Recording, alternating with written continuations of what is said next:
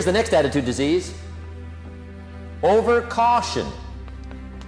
Some people never will have much. They're too cautious. Now, you can also be too reckless, but you can also be too cautious. This is called the timid approach to life. And my caution was always the risk. Risk used to drive me right up the wall. I used to say, what if this happens? It's called the language of the poor. What if this happens? And on top of that, if this was to happen, look at the fix I'd be in. I better not try. I could always ace myself out. Then I'll tell you what changed my whole life when I finally discovered it's all risky. The minute you were born, it got risky. If you think trying is risky, wait till they hand you the bill for not trying. If you think investing is risky, wait till you get the tab for not investing. See, it's all risky. Getting married is risky. Having children is risky. Going into business is risky. Investing your money is risky. It's all risky.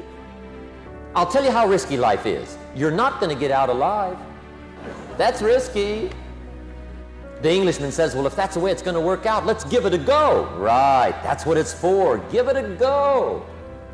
Somebody says, yeah, but I'm looking for safety and security. Fine, then huddle in a corner. We'll cover you with a sheet, bring you 3 meals a day. And we'll protect you, feed you, look after you, care for you. We won't let anything happen to you.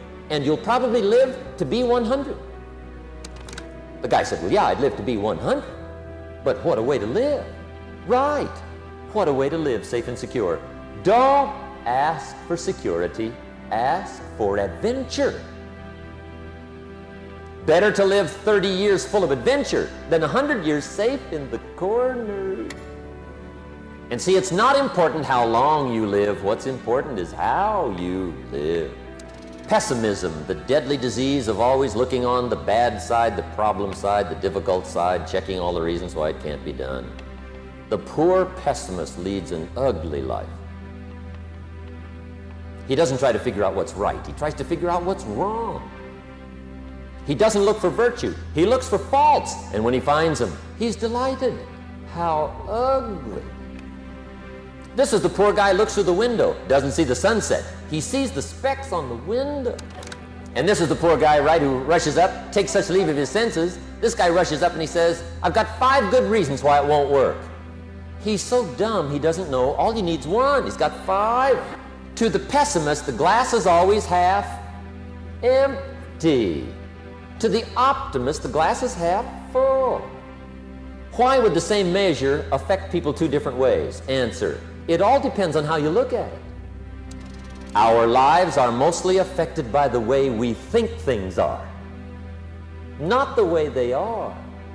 The way we think they are affects us most. I hear a knock on my door one day, and I go to the door, and there's a little girl about this tall selling Girl Scout cookies. And she gave me the big pitch on Girl Scout cookies. Finest organization in the world. Got these cookies, only $2. Support the Girl Scouts. No problem, I wanted to. And with a big smile, she politely asked me to buy. I did want to buy. Big problem. I didn't have $2 in my pocket.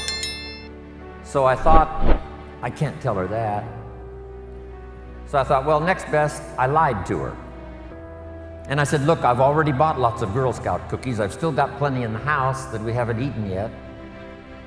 She said, well, that's wonderful. Thank you very much. And she leaves. When she leaves, I say to myself, I don't want to live like this anymore. I mean, how low can you get lying to a Girl Scout? I mean, that's as low as it gets. So I promised myself that day it would never happen again. The first essence of life, and that is self-preservation, to produce enough to take care of yourself. The instructions given right to the couple that left the Garden of Eden. One was to multiply. It's a lonely place with only 2 people. But here were the next instructions: to be fruitful. How fruitful, how productive should one be? And here's number 1, to produce enough to survive, to produce enough to take care of yourself. And self-care is important. If you're flying on an airplane, the flight attendant says if for some reason we run out of oxygen, these oxygen masks will fall from the ceiling, and if you have children with you, quickly take care of them, then take care of yourself. No. They say what? Put your mask on first. Put your mask on first. See to your survival first. Then you'll be more capable of taking care of the survival of your children. Isn't that interesting? My father had an interesting saying. He said, "Son, right after me, you come first." You got to be careful. See, it doesn't matter who hands you the bad stuff. It doesn't matter where you get the bad stuff. It'll still do its damage on your bank account, wherever you get it. Mr. Schoaf gave me one of the greatest phrases when I first met him when he said, "Jim, every day stand guard at the door of your mind." How important. Stand guard at the door of your mind. And you decide what goes into your mental factory. Don't let anybody just dump anything they want to in your mental factory, because you've got to live with the results. The last disease, but this one is deadly. Engage in this one, indulge in it even slightly, and you might as well forget the future, because it's going to forget you. Complaining, crying, whining, griping. A Bible word called murmuring.